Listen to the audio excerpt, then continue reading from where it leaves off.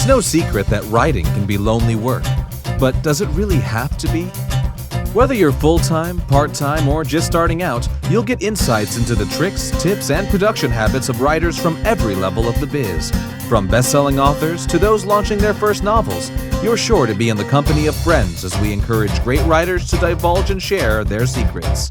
This is the Great Writers Share podcast with your host, best-selling author, Daniel Wilcox. Hello and welcome to the Great Writers Share podcast with me, Daniel Wilcox, where every week I call up a writer friend of mine and pick apart their brain for a full 60 minutes in order to share their wisdom and help level up your author career. Today's date is the 4th of September, or as I've got it on my screen, thanks to no autocorrect, September. And I've been lucky enough today to have been joined by the wonderful king of collaboration, fiction and podcasting, Mr. J. Thorn. Jay is someone who has been quite inspirational on my own author journey. He's someone that I feel has all his ducks in a row, is producing some amazing stuff. He's a person who is efficient and he follows through with the things that he says he's going to do, and he's just an all-round amazing guy. He's involved in a lot of stuff. You might know him as one of the lead hosts of the Career Author podcast, the Horror Writers podcast, the Intronauts. I mean, he's done so much stuff, and that's just in the podcasting world. In today's episode, we go into things like how does Jay approach planning and creation of his books using his and his publishing partner Zach Bohannon's very own 3-story method. That's a very exciting one, lots on that coming up. How becoming disciplined and nailing your systems can create instant results, and how he's approaching running a variety of author events, including his takeover of the Sell More Book Show Summit. That's very, very interesting. I'm very, very excited to see what they do, and that's all coming in 2020, all coming up. But before we do that, we're going to do a quick shout out to our Patreon page. We have no new patrons this week, but if you are interested in getting more value from the show, you can go over to www.patreon.com/greatwritershare, and there you can get anything from getting early access to the episodes, going into our private Slack group, entry into our monthly giveaway, asking our guests questions. There's so much going on, and we've got people over in the Slack group at the minute just chatting and just getting to know each other, and it's an amazing community over there. So it's definitely worth jumping in. And on that note, this month's giveaway is actually inspired by Jay and his conversation today, which is James Clear's Atomic Habits. Now, this is a book that I have read myself a couple of months ago. It's one that I got a crap ton of value from. It's if you're looking to systematize yourself, find ways to improve your productivity and just get more done, I highly recommend this book, even outside of the giveaway. But I am giving one away for free over on the Patreon page, so it's definitely worth checking it out. So yeah, one more time, that's www.patreon.com/greatwritershare. And now, without any further ado, let's get into the very wide-ranging conversation with the wonderful, the amazing, the irreplaceable Jay Thorn.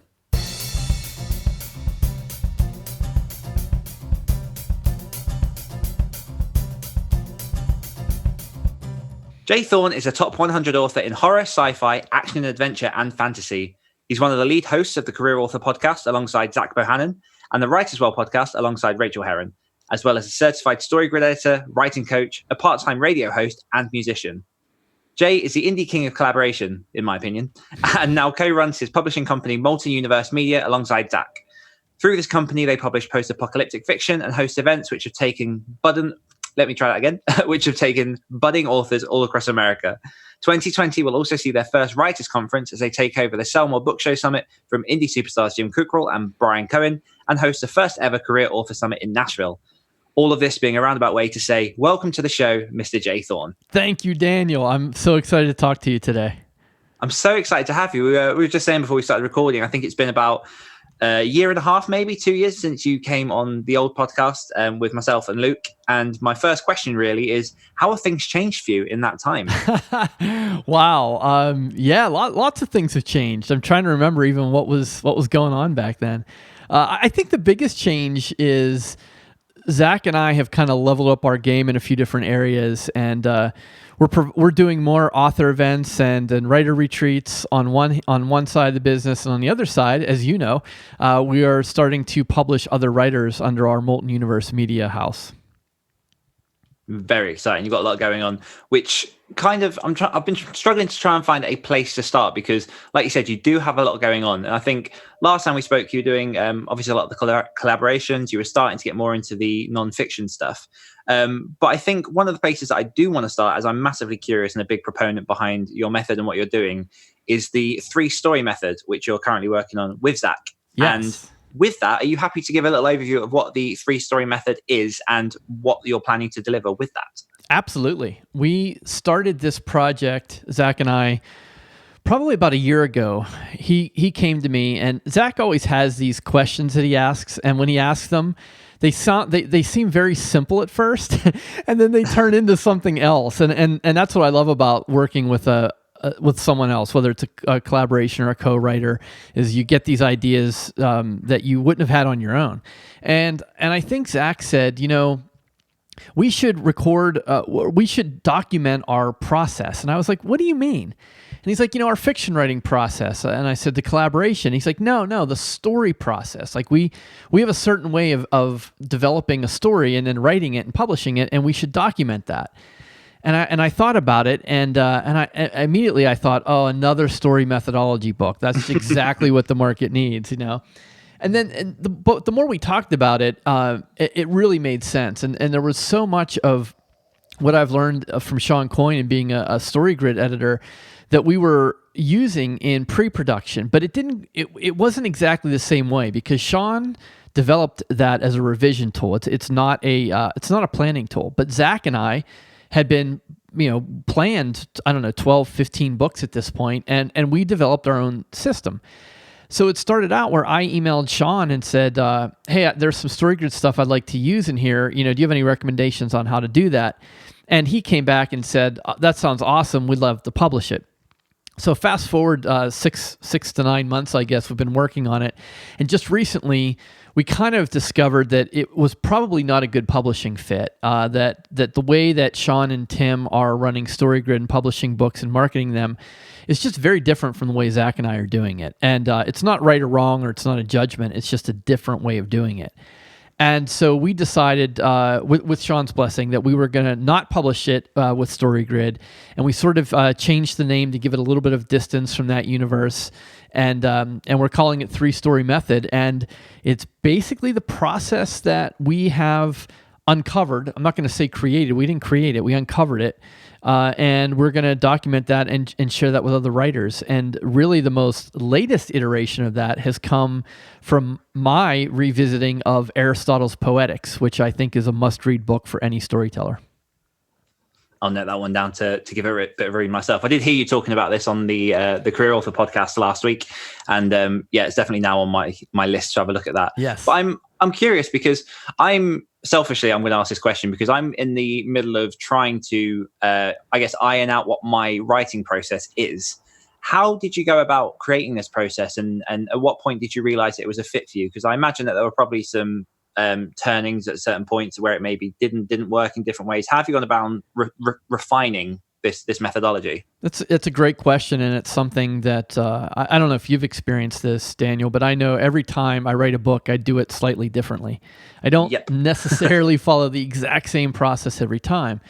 So on one hand, you have sort of that approach where you're always tweaking, you're always iterating, you're always innovating. On the other hand, as you also know, when you co-write with somebody, you need to have some type of process that you agree upon. Otherwise, you don't make any progress, or you end up wasting a lot of words. And so I think what happened was, over time, Zach and I sort of developed this system, and some of it changes, but the core doesn't. And again, it wasn't until I went back and read Poetics that I realized a lot of stuff that we've been doing storytellers have been doing for millennia. And it seemed like something that would benefit other people because writers tend to struggle with a process. Whether you're a plotter or a pantser, there's a component of writing that involves what the technical people might call like project management, or the corporate people might call it project management, where you have to. It's more than just writing the story. It's how do you manifest the story in the world? And so I think that's really sort of where where three-story method came from, and we have enough titles that we've tested and it works, and we shared earlier versions with you and some other writers in sort of like a worksheet form as a way to just give that process enough structure that you can not be paralyzed by a blank page. Absolutely. And like you say, having used that methodology myself on a project that we're currently working on, it's very, very useful to have those points. And obviously, I'm not going to go into the whole methodology because that's your baby to unveil when the time comes. But there's definitely a certain... It's a tried and true method. And I think even in as far as there are mentions of obviously the Pixar approach to storytelling in there's sort of other ways to look at it. And I think what you've done quite well and quite elegantly is brought all of these together into a methodology that can be accessible to a lot of people. And I'm looking forward to seeing how that rolls out in the future. Have you got sort of a timeline on when you're looking at launching, when you're looking at getting this out into the public eye? Yeah, we're currently working on revisions right now, and there are a few components that I kind of have to go back and rewrite pretty much from scratch. But our original publication date was going to be, I want to say March. When StoryGrid was going to publish it was going to be March. So it'll be March or sooner. So, it depends. I'm thinking it might be earlier in 2020, but it's definitely going to be before March or sooner. Good way to bring in the new year. Yeah, it could be. And you also raise a good point too. I'm looking at a stack of books on my bookshelf right now. I read and researched literally dozens of books on storytelling. Everything from Vogler to Campbell to McKee to Snyder. And so there are elements of all of these storytelling methodologies inside a three-story method. It's kind of like cherry picking the really best of the best in developing a streamlined process for storytelling.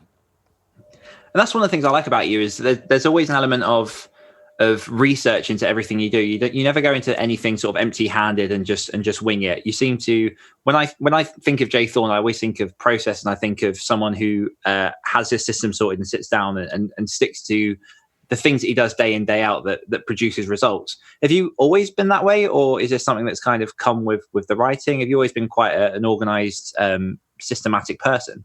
Yeah, I wish I could say I did something to earn that, but I think it was just, it was just one of the skills. I won't necessarily say I was born with it, but I think from a very early age, I was always a very organized person.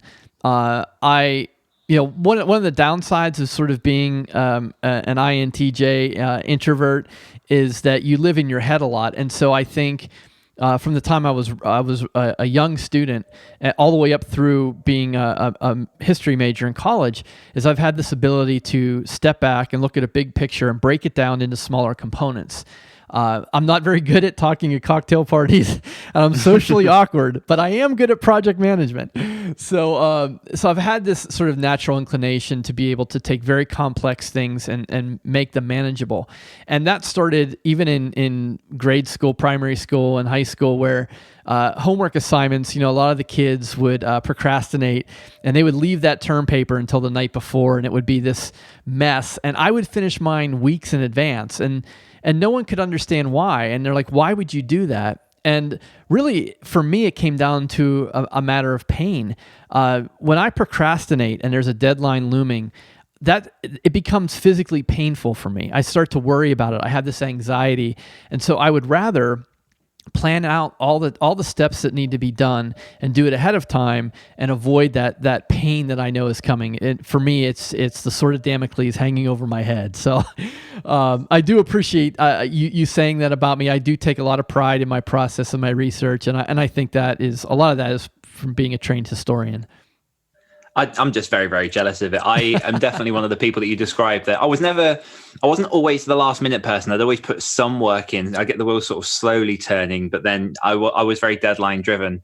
And it's only really been the last year or two, actually probably more so now that my son is born, and particularly with my writing, that I've now switched into the other way, because I've seen the effects that actually those small steps each day can kind of take into the bigger project. So yeah, I've flipped it around, but I'm jealous I hadn't had that systematic look when I was a lot younger. Well, it's good that you had that that level of self-awareness that you were able to do that instead of continually fighting whatever system wasn't working for you. And when I talk to clients, one of the things I really try and stress with people is that there isn't a right way to write or publish. And anyone who's trying to sell you that, you should be very wary of it. All of this is a very personalized process. And my friend and partner on the Writers Well, Rachel Herron, always says that if you're finishing books, then whatever you're doing is working for you. So I'm always careful to say to people, here's how I think you could really improve your productivity, be more efficient, and really enjoy the process more. But if you're doing it your own way and you are satisfied with the results you're expecting to get, then keep doing it. It's working for you. And what would you say to a budding writer who maybe isn't on your spectrum of systematization, cannot say that word, of organization, and is trying to find a way to get to the end of their book? Maybe they're sort of the first chapter and they're floundering a bit. Would you have any advice for them to maybe get them on the right track and into the process? I'm a big proponent of using calendars, simple calendars in many ways. I mean, even a paper one you have on your wall, and do some basic math. If you're a budding writer and let's say your goal is to finish the first draft of a short novella or a novella at 50,000 words. First thing you need to do is figure out on any given day, how many words can you type? And if it's 100, fine. If it's 1,000, fine. It doesn't matter what the number is, but if it's 1,000 words, then you say, okay, it's going to take me 50 days. And you look at a calendar and you start marking off, here's the days I'm going to write, here's the days I'm not going to write. And if you have a little bit of discipline and you stick to that, it's no longer a mystery. It no longer has to do with procrastination. It's just getting your butt in the chair and committing to the plan that you had created. And when things come up, as they do in real life, then you adjust. But at least you sort of know where you're headed and you have a path to get there. That's fantastic. Really good advice. Definitely agree with that. How have you survived? So switching topics a bit. How have you survived at least 2 full years of working with Mr. Zach Bohannon? I have no idea. Because you're coming up to, I think, 2 years now nearly of the Career Author podcast. Obviously, you guys have been working together for a bit longer before that. How did you go about finding the collaborator that stuck? Because obviously you've worked with a lot of people over the years. What is it about Zach that brought you two together? Yeah, I have. And it's one of the questions that we both get so often, whether, at events or speaking engagements or online, we often hear, I'd really like to collaborate, but I don't know where to start. I don't know how to find somebody. I don't know what to do. And unfortunately, I don't have an easy answer for that or a hack that somebody can do that will, get them a writing partner. Zach reached out to me as a reader first. And he read a few of my books and said, I really like your stuff, and started listening to the Horror Writers podcast, which was the first one I launched back in 2014, which is 5 years ago already. And our relationship just grew out of that. And we have a lot, we have a lot in common. We have a lot of similar interests. But more importantly, and this is something we stress at events all the time, the most important thing about being a co-writer or collaborating with someone is you want to have similar life aspirations or be in similar life stages. So if Zach was really hungry to leave his day job and I was a traditionally published author getting $100,000 advances, my motivation to work might be very different than Zach's at that point. So I think the fact that we were both sort of in our day jobs at the moment where we were thinking we don't want to do this anymore, and we were starting to have a little bit of commercial success with our novels, we were sort of in the same boat there. And I think that made it tremendously easier because we both understood what each other wanted. But it's really like trying to give dating advice. If someone says, how do I find, the person I want to date? It's like, well, unfortunately, you got to go on a lot of bad dates first. And that doesn't mean I have issues with any of my previous co-writers or collaborators, but you really do have to try collaborating with a number of people, and maybe you'll find someone that's a good fit for you on the second or third, but chances are you're going to have a lot more failed collaborations than you will successful ones. Yeah, and like you say, it's just taking that risk and taking the plunge. Otherwise, you're never never really going to learn from them. It's true. I mean, it's very tempting in this industry, in this profession, to just stay behind your monitor and type on the keyboard and tell yourself that being on social media is social, and it's not.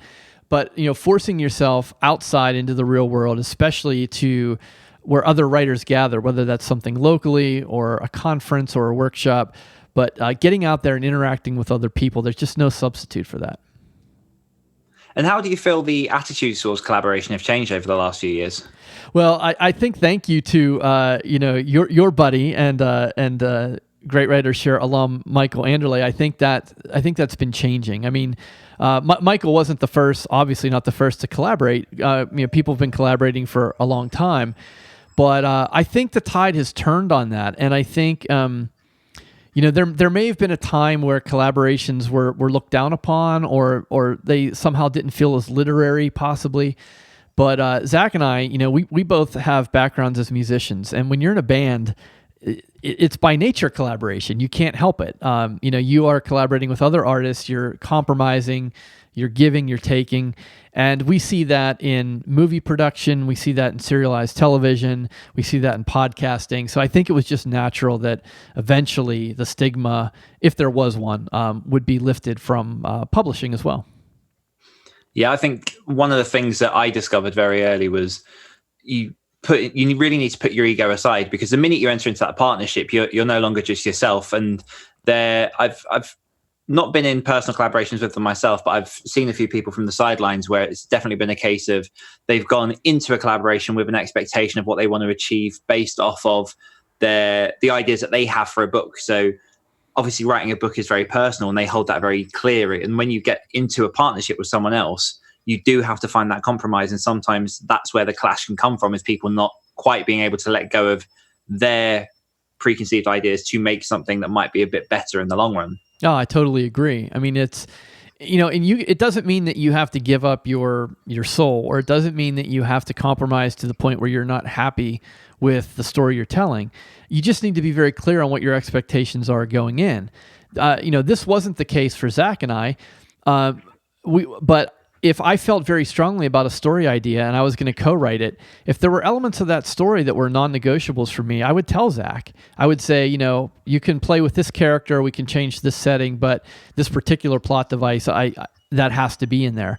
And I think as long as you're communicating those kinds of things up front, then you avoid the potential, train wrecks that could occur when you butt heads creatively with another writer. And speaking of train wrecks, let's go into your events. And I don't mean that in a negative way. I was trying to use the train segue there, but I realized how negative that sounds. Obviously, your events aren't train wrecks, because you're doing very well from them. And one thing, again, very, very selfishly, part of the reason that I've invited you on the podcast is I'm looking at sort of starting a few events myself quite locally for writers. And what I wanted to ask was, how did you get into the business of creating the events themselves? And let's start there. How did you get into that business of starting the events? Kicking and screaming. I spent 25 years in education. I taught kindergartners how to read, and I taught graduate students how to write, and everything in between. And it was a very fulfilling part of my life. Very grateful for it. I have a master's in education. I love teaching. I love helping other people out. But I had burnt out, and I was ready to move on and do something else when I became a full-time writer. And for at least the first year, anytime Zach would mention anything about teaching or events or podcasting, I immediately shot it down. I'm like, I'm done with that. I'm a writer. I don't want to be a teacher anymore. And it just so happened that when we did the first trip to New Orleans with Joanna Penn and Lindsay Broker, we thoroughly enjoyed that experience, and we were sitting around afterwards at a great place in the French Quarter, having a beer and a burger, and we were like, wow, wouldn't this be cool if we hosted this and did something like this for other people? And that would eventually become Authors on a Train. And even as we were doing that first Authors on a Train, which would have been 2017, I believe, fall of 2017, even as we were doing that, I wasn't really sure if I wanted to kind of go back into that world of teaching, because that's really what events are. They're teaching. And I got some very strong validation from the people who attended, who absolutely loved it. Zach told me, he's like, man, you're a great teacher. We should be doing more of this. And I think that's what eventually led us to start the Career Author podcast. And then that's how the live events have grown. They are really, and Zach as well. Zach is a teacher as well. He was a personal trainer for a number of years, and that's a different form of teaching. But it's deep in my blood. I love doing it. I think I realized that instead of continually running from it or pushing away, that I could embrace it. And I could combine that skill set with the one I have as a writer and publisher. And that's where you get these kind of very unique, different events that we're very proud of. And what are the biggest highs of running those kind of events, as well as some of the biggest pitfalls in maybe more the organization rather than the actual event itself, if that makes sense? Yeah, it does. The most challenging thing about events is planning them remotely. I've spoken at my local library for a number of years. I've hosted writer events in Cleveland where I live, and that's where I always tell people to start. If you're thinking about teaching or hosting writer events, always start locally, always start small, because the logistics involved when you're planning an event somewhere where you don't live are really challenging, and there's a big financial investment involved. I mean, for every event Zach and I are doing, we have to put up thousands of dollars before we sell a ticket, and we're on the hook for that. So, you really have to you have to examine what level of risk you're willing to take, and also, again, back to project management, how organized are you? If you are not a very organized person and you're setting up an event that's taking place on a different continent or across the continent, there's going to be some real challenges there. So I think that's the hardest part. And we host events in New Orleans, we're hosting events in Seattle, in LA, and San Francisco, and we're thousands of miles away. So that's definitely a challenge. But I think for me, and I think I could speak for Zach, the payoff is the experience that you have with the other people. There's just no substitute for it. We have made some lifelong friendships with people who have come on these trips with us, and some of them who have gone on multiple trips or multiple events, and there's just this moment where you can kind of, it sounds cliche, but you can see the light bulbs coming on for people at certain times and in different ways. And I think that's what's always been so fulfilling for me as a teacher, and now as someone who runs events and does client work, is seeing somebody move from one phase of their life to another. And when it's around writing, it's even better. And how are you going about handling the Career Author Summit? Because obviously that's an event that has a bit of a legacy attached to it, and one that you're taking over the mantle from Jim and Bryan. How are you approaching that? Because I can imagine that'll be quite different to some of the other events you have hosted. It is. It's not the type of event that we really thrive in, and I don't say that with any sort of negativity. But those of your listeners who know what Zach and I are doing with our events, we tend to run these very small, intimate, one-of-a-kind bucket list kind of events, whether it's Authors on a Train, Vampires of New Orleans, Sci-Fi in Seattle. We're taking 12 to 15 writers. That's it. And that kind Which of thing, I love, by the way, just having that small. Yeah, we love that too. We're not out to scale this. We're not out to make millions of dollars doing this. We just like working with a small group of people. If we can make a little bit of money to pay for the overhead and for our time, it's worth it. So we love those. But that means that, the Career Author Summit is a different beast. That's 125 people. And what had happened was Bryan Cohen decided that he really didn't want to do the Somewhere Book Show Summit anymore, and which was totally understandable. He's got a million things going on, and he's going in 10 different directions at once. But Zach and I thought, the 2 years that we had done it was such a great community, and it was so much fun. Even though it's outside of our sweet spot, we realized there was value in that, and we didn't think it was right to kind of just let it go by the wayside. And so we asked Jim Kukral if he wanted to kind of help us with it, if we were going to rebrand it, because we didn't want to brand it as a Somewhere Book Show when Bryan wasn't going to be involved. And so we decided, let's do the same thing. We'll move it to Nashville where Zach lives. We'll rebrand it as the Career Author Summit. We have Jim, who is like an official part of that, and Bryan is going to come speak at it. So there were no bad blood or anything. It was a perfect transitional moment for us to sort of take the mantle from them and sort of keep the spirit of the event the same way it's been. And am I right in thinking that tickets for that are unfortunately sold out? They are unfortunately sold out, yes. Okay. There's a wait list list that people can get on if... Yeah, there's a wait list. If people go and go to thecareerauthor.com and click on events, you'll see where you can get on the wait list because, it is in May and it's only September as we record this. And there undoubtedly will be people who have purchased a ticket and can't go. And we don't do refunds and we don't facilitate that transaction. But what we would do is connect the next person on the wait list with someone who wants to sell a ticket. Amazing.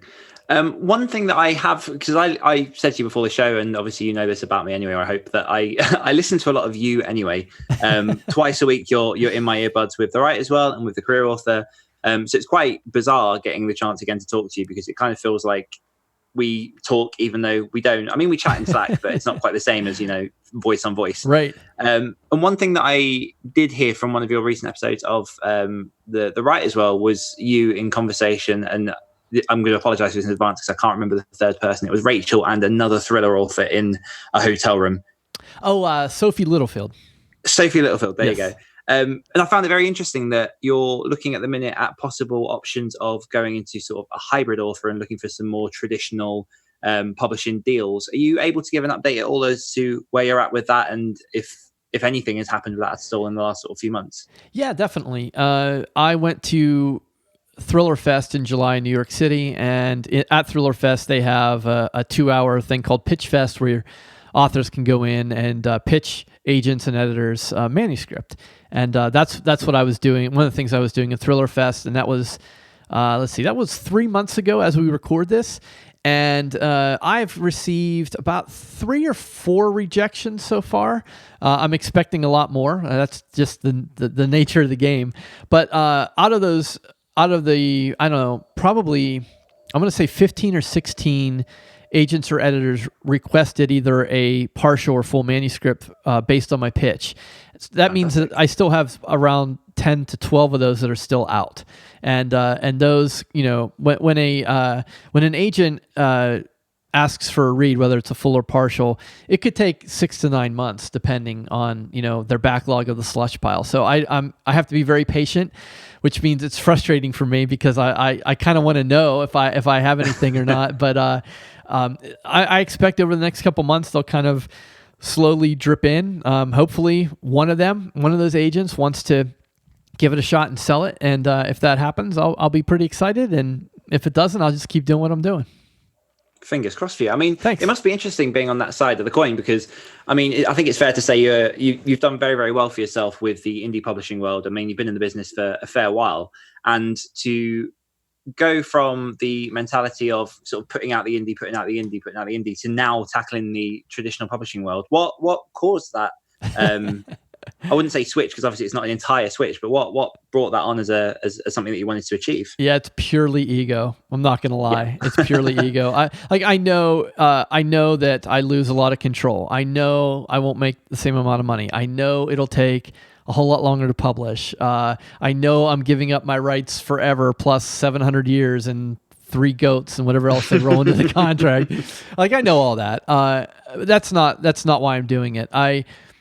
I kind of decided after 10 years of publishing on my own, I had gotten to know, Rachel's one of them and Sophie's another. I mean, I've gotten to know some great writers who have had traditionally published books or have been hybrid authors. And part of me just wants to know if I can play that game. I want to know if I'm good enough in their eyes. And I know I don't need to have that validation, but I want to try it. And, it's one book, it's one manuscript. If there's no interest, I'll still be able to do whatever I want with it. But part of me just wants to see if I can do it. There are a lot of things that pop into my head, and like podcasting was one. I'd never known what podcasting was, and I was like, I'm going to start a podcast. Why not? Because I want to see if I can. And so I think that's kind of the same attitude I'm having with this. I'm really trying to keep it in perspective. I had one particular editor who I won't mention. I was really hoping she was going to purchase the manuscript because I think she would have been a great fit for me, and she passed on it, and I was really disappointed. And I woke up the next day and just got back to work. And So I'm trying to keep it in perspective. I'm trying not to go too far on one side or the other, but it is purely vanity for me at this point. And how are you approaching actually researching the process? Or is there anything that you're doing differently with this book as opposed to how you would approach sort of the creation of an actual book that you know is going to go indie? Have you done anything different with this book to approach a traditional publisher? In so much in that I did not cross the finish line with it. So in talking to Rachel, one of the things that she told me when you're querying agents with a manuscript is that you want the manuscript, you want to do your best job that you possibly can, and you want it to be a clean manuscript. And what that means is I sent it to my regular editor, and I had her edit it for me as if I were going to publish it on my own. And then I stopped. So at that point, like, I would normally do a few more revisions. I would hire a proofreader. I might get it in front of some beta readers.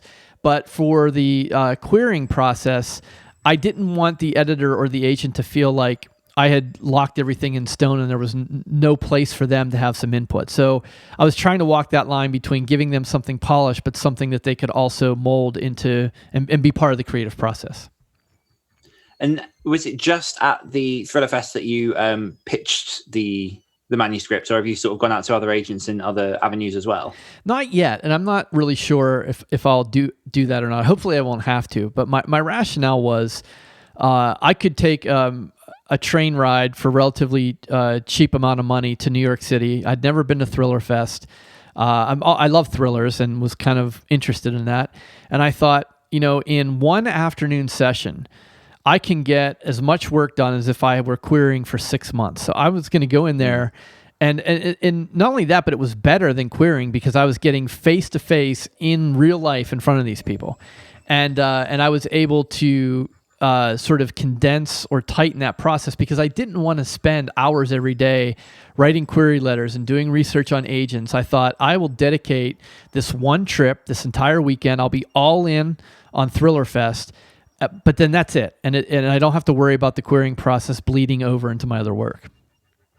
That's a very efficient way to do it. I think you probably, well, I don't know if you will know it, but will other genres have something similar for them? I think so. I have not been to StokerCon. I have not been to the science fiction fantasy writers event.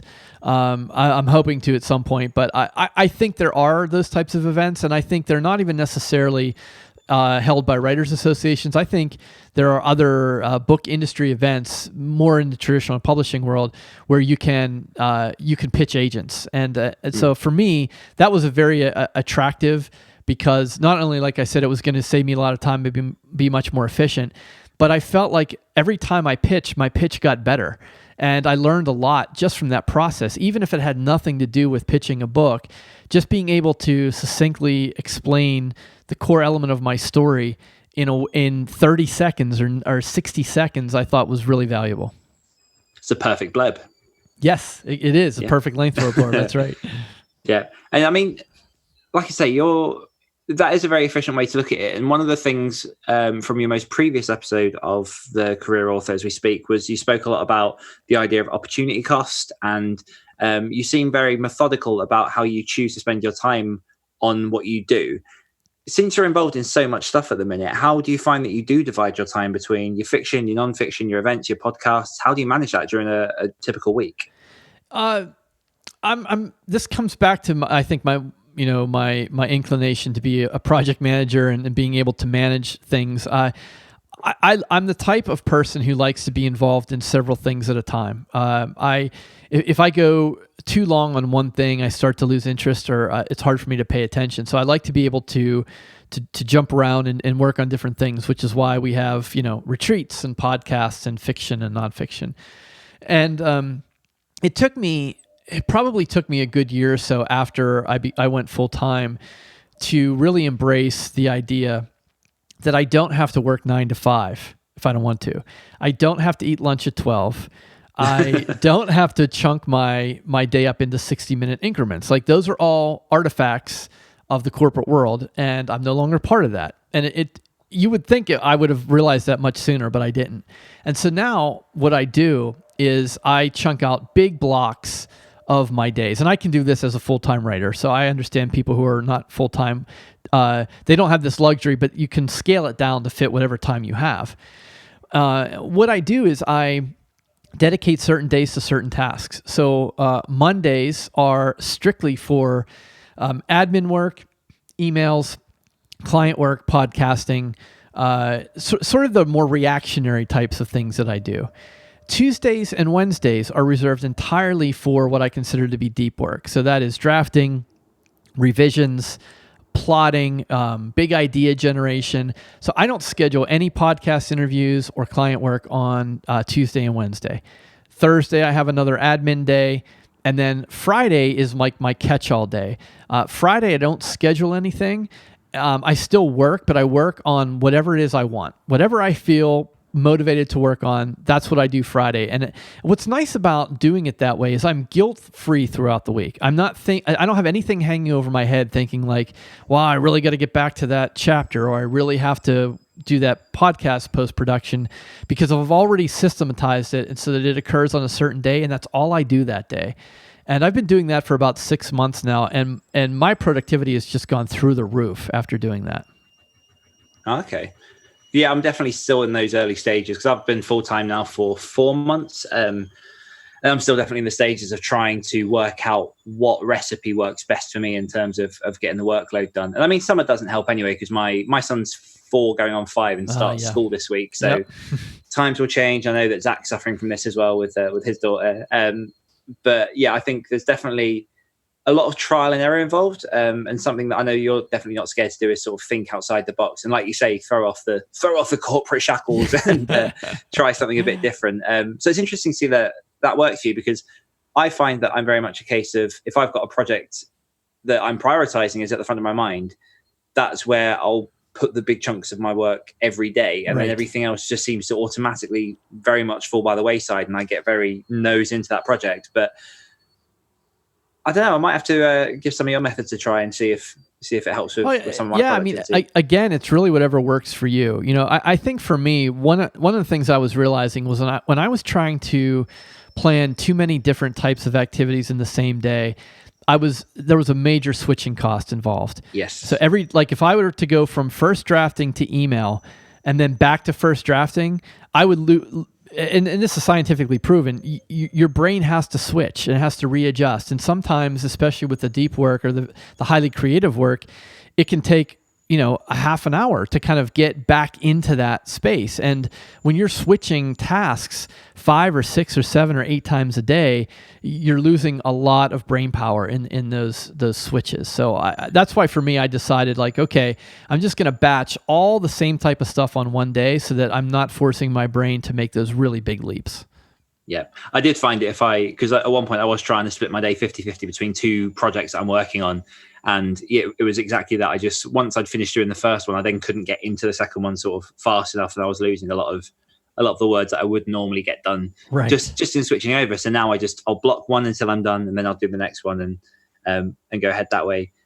And one of the things that I've heard you mention a few times that you don't really like goals or targets or anything that can kind of potentially cause disappointment down the line. And I completely get it. It makes complete sense. The idea that if you say you're going to do 5,000 words in a day and you hit 4,900, that's seen as a failure when it's really not. Yeah.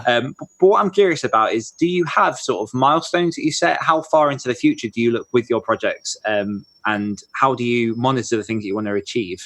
Yeah, it's not entirely accurate when I say I hate goals or I don't have goals. I think what I don't do is I don't manage goals. I don't set goals and mark progress. For me, goals are much more broad. I guess you could say that having the ability to manage my own time and to make a living doing it, technically that's a goal. But really what I'm trying to do is I'm trying to achieve a certain lifestyle. And I just want it to be that. There's not like a finish line, there's not there's not a prize when I get there. I think that's the difference in the way goals are talked about these days around productivity. And I go back to James Clear, Atomic Habits. I think he's he's got it right, which is if you build the system and you develop those habits, then instead of worrying about goals, you just begin to live whatever system or habit you create, and that's really where my mindset is. I'm much more about. I'm not necessarily interested in okay, I need to publish 6 books this year. If I'm getting in the chair and I'm working on something every day and I'm giving it my best honest effort, and I know that, then the results are going to come, and I don't worry too much about them. Perfect. So what's next for J. Thorn? What's next? Well, Zach and I are cracking the seal on a 9-book series, which is going to be the biggest, most ambitious thing we've ever tried. So that is getting off the ground as we speak, and we're hoping that maybe by the end of this year or early next year, we're going to have some things published. That's a big one. And I also am really sort of embracing this idea of being a teacher, and that's okay, and that I can help people. And so I have a few initiatives in 2020 that are not fully formed enough that I can talk about yet, but are going to push more into that. And I'm going to be more available to more people in more ways. And I'm really excited about that, because I think once I stopped fighting it, I really began to enjoy that type of work even more. Fantastic. Okay, so now I've got a couple of questions from our patrons over at patreon.com/greatwritersshare. So we've got a few people over there who are able to ask the guest questions every week, and we've got 3 questions lined up for you now. Are you happy to answer these? Oh, absolutely. No. That would be so awkward. So the first question is from John Cronshaw, who says, what is the value of podcasting, and do you find it's better for engaging readers or as a tool for networking and expanding your author services? Wow, great question. I almost feel like you are way better qualified than I am to answer that one. I think I haven't tried very hard, but I haven't had much luck in developing podcast content for readers of genre fiction. I think that's where Other Stories is really kind of got it right. You guys are doing great stuff with that. I think for me, the podcasting is more about being a positive voice in the community, helping out other writers. I mean, I've received so much help from so many people over the past 10 years that I feel this very strong responsibility to pay it forward and to turn around and help other people who might be in a similar situation either now or a few years from now. And podcasting is really one of those mediums. You've mentioned it a few times. I'm in your ear twice a week. And I think when you're podcasting on a regular basis, there's a trust that's developed and people get to know you. And Zach and I will have people come up to us at the summits or the retreats or workshops, and they just launch into a conversation and start talking to us like we're old friends. And we love that. And, it's because they feel like they know us. So I think if you have any aspirations about being a voice in the community, helpful voice, or if you have secondary business revenue streams, like, if you do editing or graphic design or you're a book doctor, I think any of those sort of tangential activities within the industry besides just the writing, I think podcasting can really serve that audience well. Yeah, and I think I'll jump in a little bit just to touch on what you were alluding to with the other stories, where... So for myself and Luke, when we started the story studio, that was very much, we knew what the goal was for that. And for that was more a case of the networking side of it, meeting other people, and very similar to what I'm doing now. And obviously some of the stuff that you've done in the past is meeting new people. One thing that I will say for the other stories is it's very difficult to get an audience who is used to a certain medium into another medium. So we found that while we do get an exceptional amount of downloads on the other stories, and it's something that we're incredibly grateful for. I mean, we're coming up to 4 million downloads. Wow. That will probably hit in the next few months. That's which awesome, is yeah. It's very, very humbling, considering it started off as nothing more than 4 guys just wanting to write stories. But actually transferring that over into physical paperback or ebook readers is something that we're still trying to crack. I mean, we get people who become aware of our stuff and maybe, unbeknownst to us, somewhere down the line, they'll buy one of our books. But in active efforts to push people over to fiction, it's been a bit of a struggle, even with some of our audiobooks. I was going to ask you if you had any bleed from your audiobooks. Yeah, well, I mean, we've only got one audiobook in the Rot series at the minute, and none of our other stuff really is in audio. It's something that we're looking at. But I think potentially once we've got a few more, it'll be interesting to see if they do then. And we've spoken about potentially trying to do almost audiobook chapters within a podcast that links to the other story. We've got a few different ways to play around with it, but it's actually, it seems to be a lot harder than we thought. And part of why I think that is that the other stories is 20-minute rounded. You get a story and that's it. Whereas obviously if it's longer form, then that takes a bit more commitment to people over time. And I don't know, I think the key for the other stories is people like that they're into a horror story, then they're out. So yep, that's true. Yeah. So that's my 2 cents. Question from Ian J. Middleton. Have you got any advice for writing horror in a series? Oh, that's a tough one, Ian. I didn't have much luck. I tried a few times. I mean, I'm sure there are exceptions, but I feel like the horror reader expectation is that you're going to tell a really good standalone story. And I think part of that is it's hard to transfer the force of antagonism across several books for horror, because horror is so intense. You usually have some type of monster or creature, and to sort of, to stretch that out over multiple books it's really hard. If it's serialized. If it's not serialized, like a Goosebumps would be a good example, right? Goosebumps, there's, I don't know how many, 300 some books, that Stein has. Like, I think that works. But if you're talking genre fiction, sort of adult horror novels, it's hard. So Ian, if you crack that nut, let us know. I was actually going to bring up Goosebumps as a bit of an additional mini question for you, because I was going to say, what was the secret sauce for that? Because obviously that's horror, but that'll be more in the branding of the actual series itself rather than the actual connectivity of the stories. It is, and I was really fortunate to sit in a room and listen to R.L. Stine on a panel at Thriller Fest recently, and he's he's got the self-deprecating humor. I mean, he's one of the most successful writers of our time. I mean, the guy's sold millions and millions of books, and for him, it's kind of formulaic.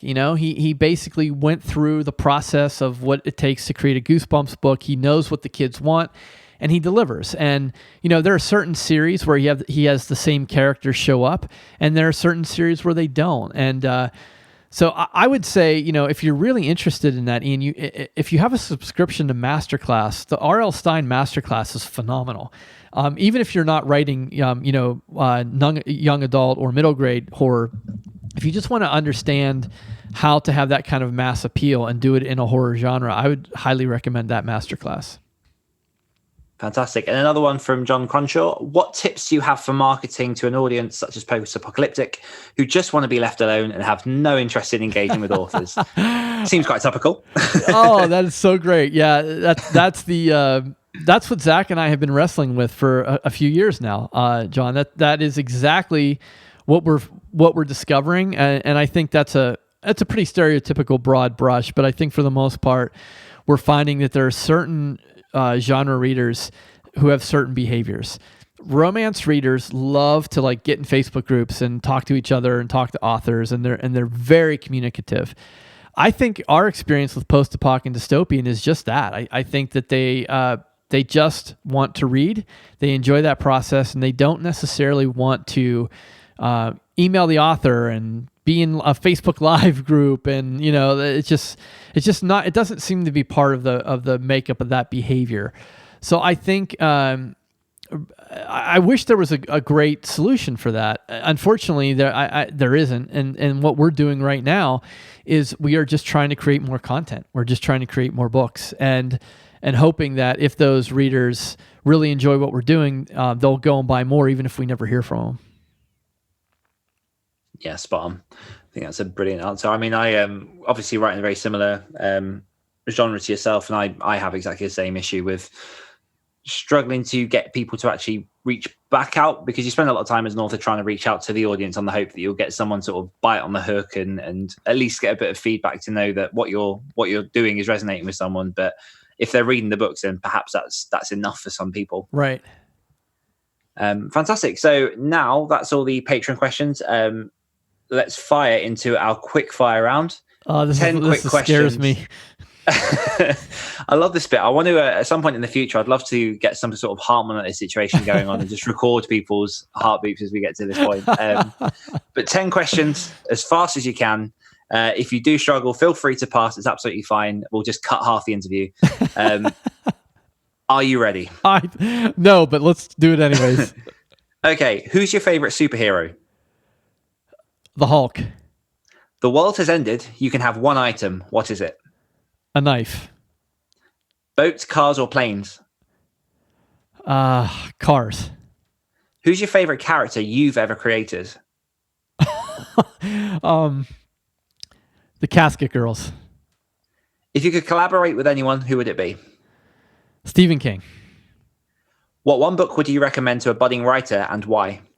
Aristotle's Poetics, because if it's good enough for Aaron Sorkin, it's good enough for all of us. Favorite kind of fish? Salmon. How many books have you written? I have no idea. When's Zach's birthday? I have no idea. And just to finish off, do you have any pets? I do not. Fantastic. Cool. There you go. Wasn't too bad. I survived. All right. You survived. Reached the other side. You now got on the alumni wall. And we'll put your picture up. Excellent. Fantastic. So just to sign off then, where can our listeners find out more about yourself and your work and everything you've got going on? Yeah, the easiest thing to do if you want to know about me is go to theauthorlife.com. That's sort of my personal home on the internet, and you can get to everything else through that. And if you're interested in what Zach and I are doing, that's moltenuniversemedia.com. Perfect. Well, thank you very much for entertaining me for the last hour, Jay. I really appreciate it. Oh, my pleasure, man. It's always great to talk to you. As I said, I'm a big fan of what you and Luke do over there, and you guys are just really good guys, and we need more good people in the industry. So I'm always happy to chat with you. Appreciate it. And we'll have to sort out actually seeing each other in real life at some point. Yeah, that's going to happen. That'll definitely happen. Yeah. Awesome. So thank you very much for listening, and we will see you next week. Thanks for listening to this week's episode of the Great Writers Share podcast. Next week, we'll be talking to urban fantasy writer Rami Vance. Don't forget you can get early access to every episode of the Great Writers Share podcast and the chance to ask upcoming guests any of your questions just by becoming a patron of the show. All you need to do is visit www.patreon.com/greatwritershare and support and share the show for as little as $1 a month. One more time, that's www.patreon.com/greatwritershare. Until next time.